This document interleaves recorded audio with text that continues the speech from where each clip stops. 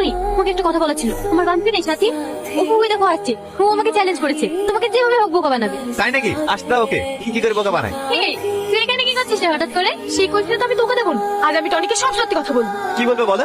ছোটবেলায় যখন তোমার আব্বা তোমাকে আমার কাছ থেকে ছিনিয়ে দিয়ে যাচ্ছিল, তখন তুমি চিৎকার করে বলেছিলে, সালমা আমি তোমাকে জীবনেও বলতে পারবো না। তাহলে আর তুমি কি করে আমাকে চিনে মনে?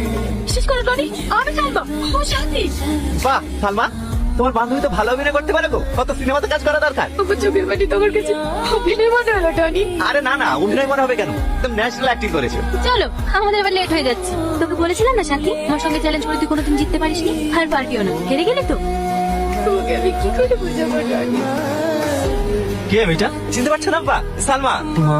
কাশেমের মেয়ে? হ্যাঁ আঙ্কেল। তোমার সাহস কি হয় এ বাড়িতে পারা খারাপ? তুমি এসব কি বলছো আব্বা? তুই চুপ কর। সুধীরের কারণে তোকে নিয়ে 10 বছর আমি ট্রান্সফারে কলকাতায় ছিলাম, আর কদিন আসতে আসতেই তোর মাথা আবার খেয়ে ফেলেছে। তুমি একটু শান্ত হও না, ওকে একটু ঠান্ডা মাথায়